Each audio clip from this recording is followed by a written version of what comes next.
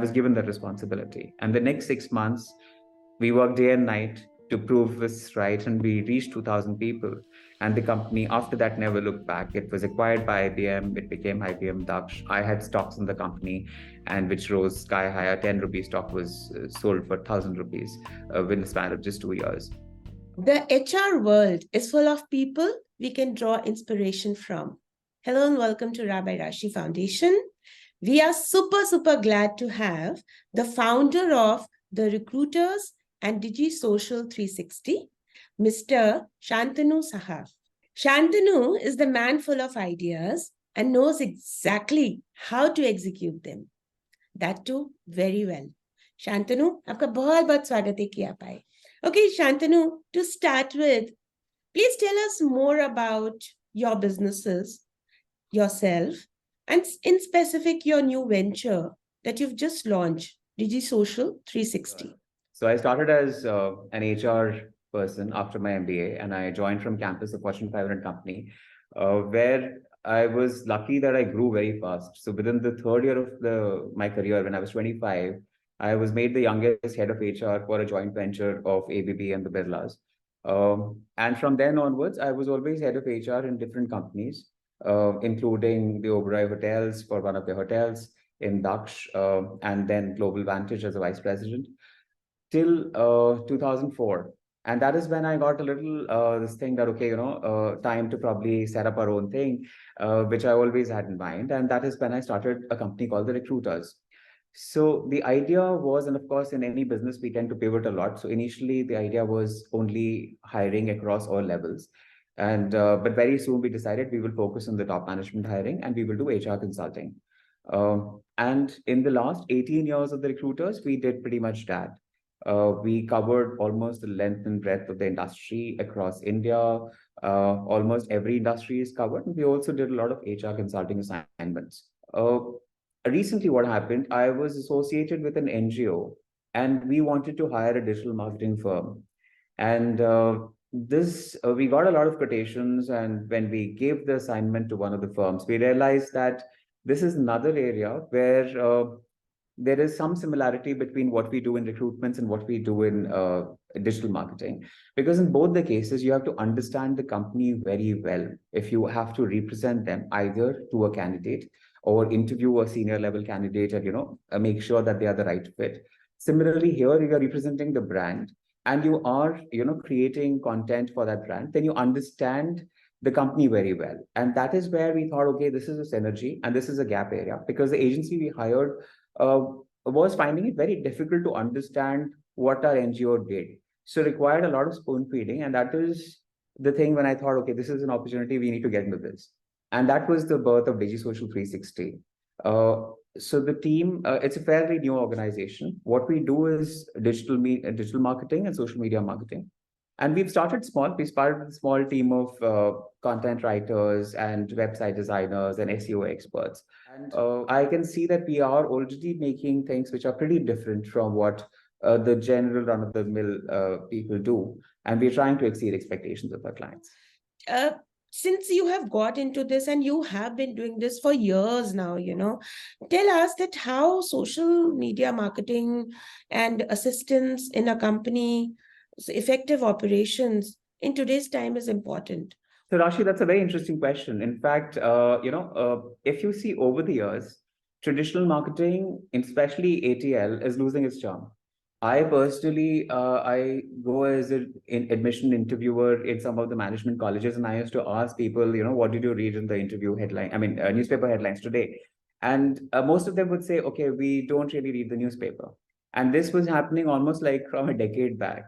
Till the time it reached a stage where I personally stopped reading the newspaper and I was capturing content only online from, say, InShots and things like that. So that change has happened in the last decade. So what happens is today, most of the content is consumed online, whether it is your website, whether it's your social media handles. And if you're not present online, you are non-existent for your customers, for your employees, for your vendors. So the first thing that somebody does, whether you approach a client, whether you approach an employee to hire, is to check you online and check your online presence, the quality of your online presence, the quality of your reviews, everything. And that is, I think, if that is good quality and that is your branding, then that has to be good. So that's your first face that everybody sees. And we feel that we can help people create that brand identity.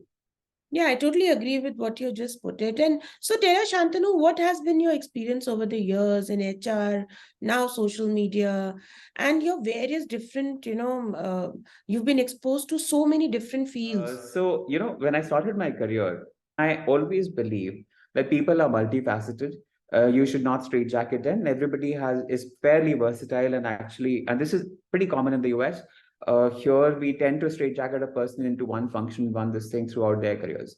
I don't believe in that. In fact, even my MBA, I did finance and HR with equal number of subjects. So I could have chosen either, but I chose HR. In fact, from campus, I got through this company where I done my summer training, which was a Fortune 500 company. And the day one that I went to after the induction all over India, I was made deputy to the head of HR in a pretty large factory with more than 1,000 people. And the team that reported to me of 20 people was double my age. Everybody was in their 40s and 50s. So that was something which was a huge learning experience. And plus, I had two unions that I had to handle, which were fairly aggressive. And from Calcutta, then I moved to Faridabad, where again there were unions and all that I handled. And luckily, in the third year, the management of the company, which had 10,000 people, decided that I would be a good fit for a joint venture that the company was setting up, Greenfield, as the head of HR. And that was a huge exposure because that was the first time at the age of 25, I was reporting to the CEO. I was sitting in the boardroom with the other heads of departments who were double my age virtually, and taking decisions for the company. And this company was exporting a lot of business. The product we made was extra high voltage cables, which was 400 kV cables. It was a high technology product. The 2 years as head of HR there was a huge exposure. Post that, when I joined the Oberois, I was supposed to join the Oberoi New Delhi, but Mr. Oberoi, Mr. PRS Oberoi, actually thought that I had a very strong IR background, which I had. And he said that he wanted me specifically to go and solve a problem that he was facing in one of the units in Agra. And I was sent there, and we had a major issue which was there in terms of some bit of violence happening and unions and management clashes, which I was able to resolve. And that is where he, in fact, offered me, a role of head of HR for one of the group companies of Oberoi. But because of personal reasons, I decided to come back to Delhi at that point in time and took a break and joined a startup. In fact, after the break that I took, in fact, normally when I take breaks, I generally do some courses, and I did a computer course that time in way back in 2000. And when I started again, within a span of 5 months, I got three offers. I got from the traditional companies like Samsung, iSure, and there was a new age company called Daksh. And that was very interesting because I had a whole day interview there and very interesting culture. So I thought, okay, fine, this is interesting. Let me, try something which is new. And I have luckily been a risk taker, which has given its rewards.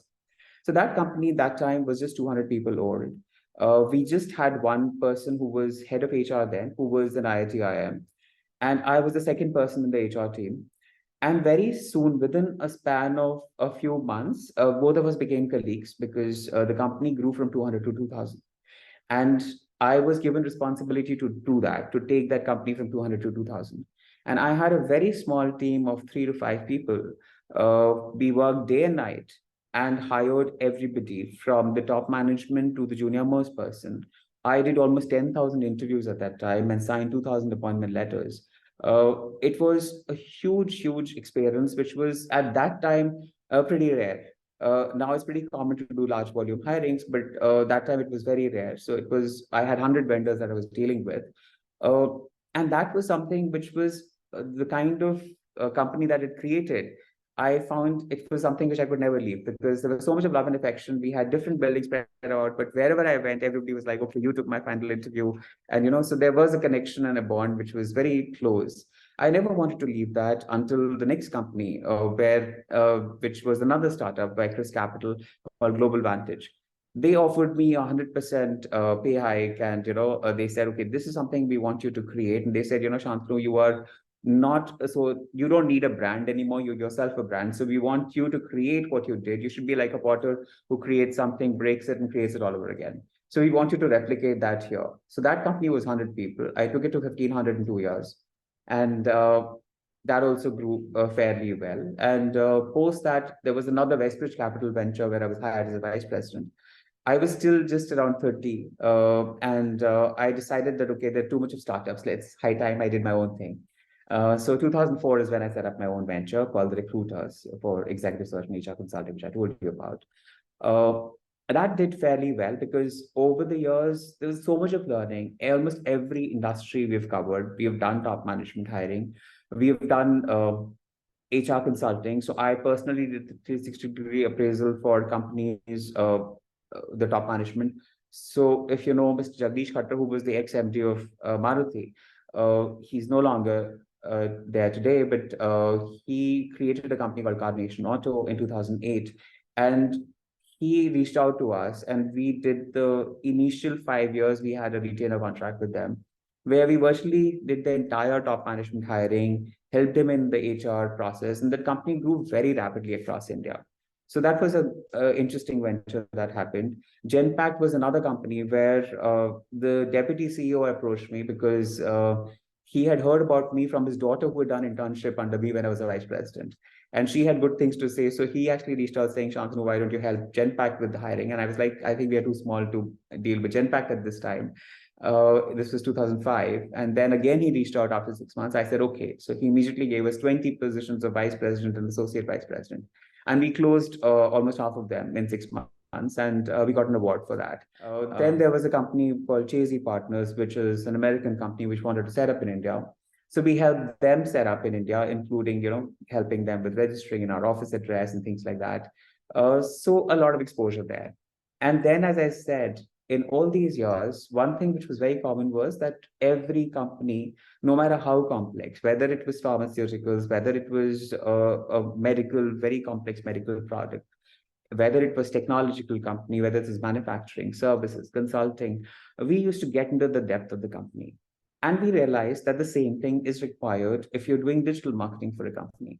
And we wanted to diversify our business because after a point in time, the business tends to go into an auto mode. So, and we are creative people. So, and an entrepreneur is not so satisfied all the time. And in between, I had already been doing things like I was associated as a mentor with two angel networks. So I was getting exposed to a lot of startups, and I thought, okay, fine, digital marketing is something almost everybody needs. And this has a huge potential in future, and both the services kind of have, synergy. And that is when we launched DigiSocial 360, which has already started helping clients out there. As rightly put, man full of ideas. We would like to know the quotes and the mantras you live by. So I have two quotes, which I would say. In fact, one is a short one by a German philosopher called Friedrich Nietzsche. This is fairly true, based both on my professional and personal life. Something, if it doesn't kill you, it makes you stronger. And I'm saying this because twice in my life, I have reached a stage where I almost lost my life, but I came back. So I feel that is true. And the second quote is fairly long. It is by Saxon White Kessinger, which we used to have it as a recitation in our school when I was there, which is about an indispensable man. And it talks about, that it basically says, I mean, if I may, and if I can, elaborate on that quote, it says sometimes when you're feeling important, sometimes when your ego is in bloom, sometimes when you take it for granted that you're the best qualified in the room, sometimes when you feel that your going would leave an unfillable hole, just follow this simple instruction and see how it humbles your soul. It says, take a bucket, fill it with water, put your hand in it up to your wrist, pull it out, and the hole that's remaining is the measure of how you'll be missed. So you may splash all you please when you enter, you may stir up the water galore, but stop for a moment and you will see it looks quite the same as before. So the moral in this quaint example is to do just the best that you can. Be proud of yourself, but remember there's no indispensable man. And this is something which I feel is a philosophy I live by in the sense, and it is not to, sort of take away from someone's capabilities.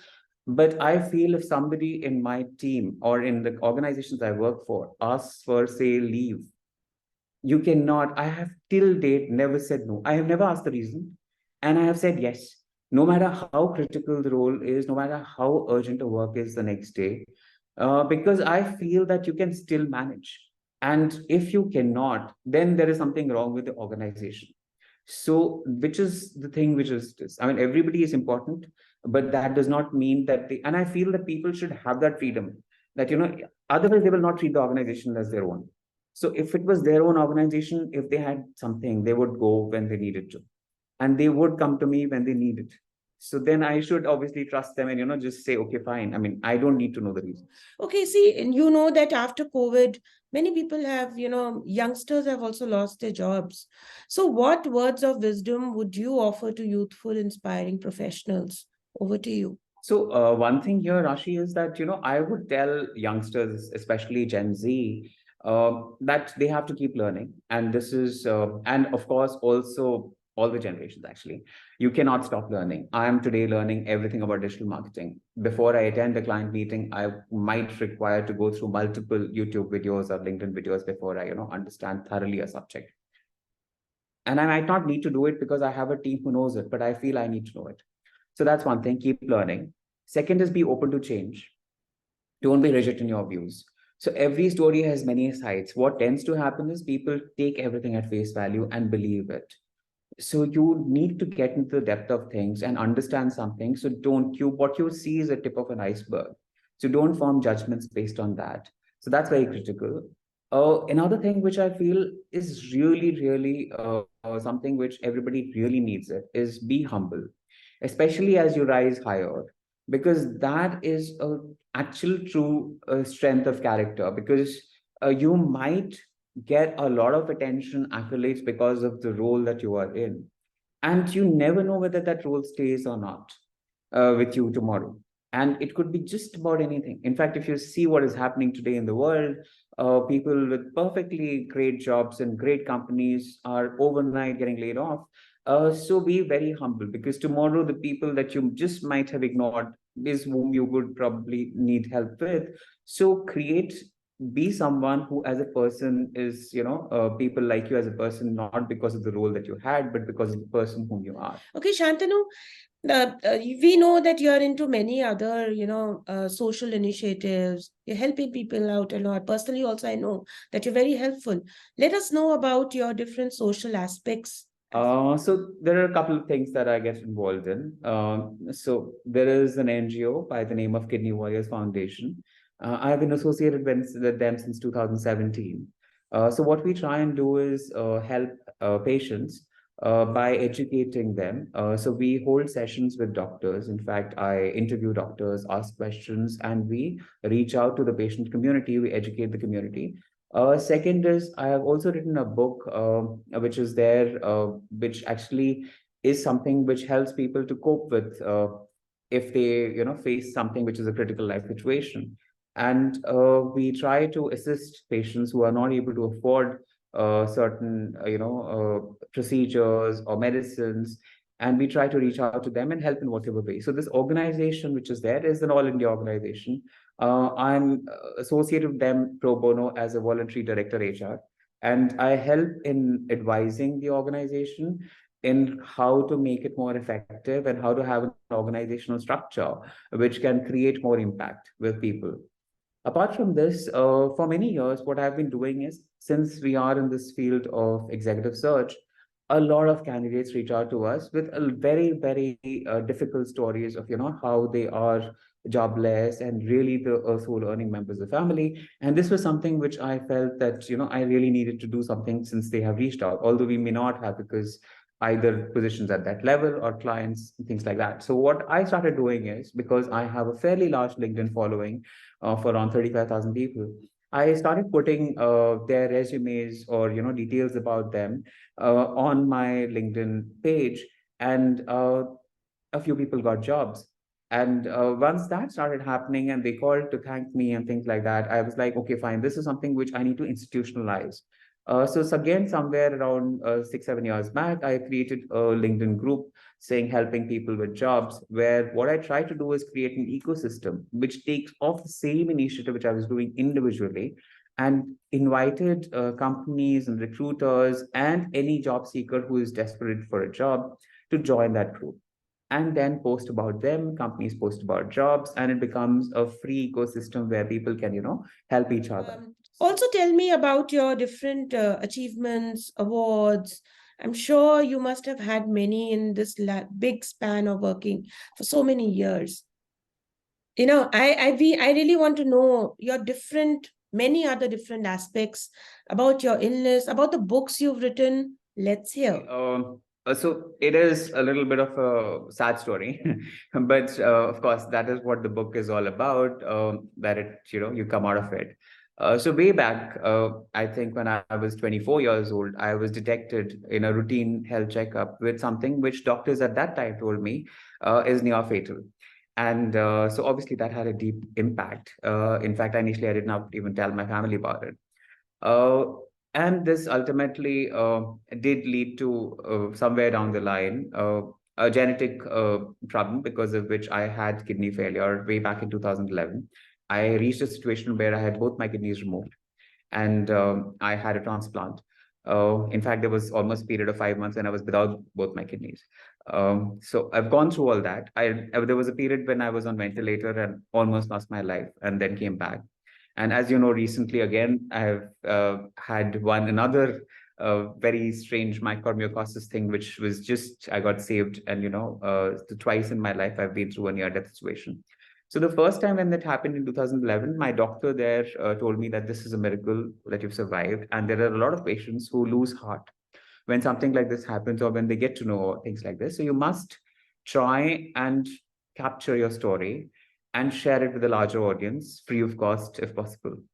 So that is what inspired me to write that book. And I wrote a book called Fight for Life, which is available on Amazon globally. And I give it to whoever requires it. A lot of doctors ask for it. A lot of doctors give it to their patients. They've given it to patients irrespective of the illness. They've given it to cancer patients and things like that. The entire period while this happened, I focused on my career. In fact, when the book came out is when people realized that, okay, I was going through something during that period. And when I focused on my career, I had a few mantras to go by. So I was always like exceed expectations.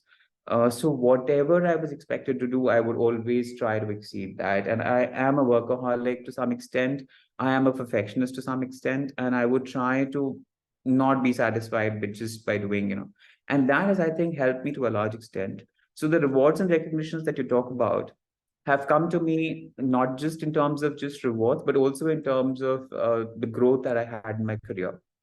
I was the youngest head of HR, which was a difficult decision for the company because that decision was actually made in a group where the vice president and the heads of all other units were there. This was a 10,000 strong company which was a Fortune 500 company with a presence in India for very long presence in India.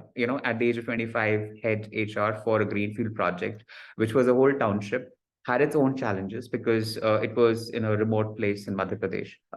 Post that, when I joined Daksh, which was the first third-party call center in India after Genpact, which was a captive BPO, the company was just 200 people. And when we got a huge project, we met in a hotel in Delhi, and the top management met, and I was chosen at that point in time to do the hiring as far as the growth of the company was concerned, because the founder of the company, Sanjeev Agarwal, was like, in this room nobody knows how we can take a company from 200 to 2000 in such a short duration. It requires training, it requires hiring, it requires a lot of skills, which if we are able to do it, we'll be in the top league. If not, then we will be ready for takeover. So he said, all of you come with your plans. And the plans that I came up with, the founders were very encouraging of that plan. And I was given that responsibility. And the next 6 months, we worked day and night to prove this right. And we reached 2,000 people. And the company, after that, never looked back. It was acquired by IBM. It became IBM Daksh. I had stocks in the company, and which rose sky high. A 10 rupee stock was sold for 1,000 rupees within the span of just 2 years.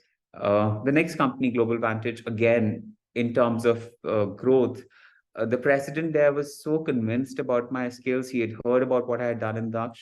So he tried to convince me. He spent almost 3 hours in an interview trying to convince me why I should join him, why I don't need any brand anymore, and that I needed to create a brand. around myself, and I'm capable of creating a brand. And he said, money is something that you don't have to bother about, because whatever you ask for, we'll give you. And this is something which I've been very lucky with, because I've never asked for money. Almost every job I've been given much more than I've expected. The book that I wrote, apart from that, called Fight for Life, which is on Amazon globally, what I really like is the kind of letters that I get from people from around the world. And that, I feel, is a recognition which is unbeatable. The heart-touching letter, and people who have gone through it, and doctors who have downloaded the book and bought the book for patients.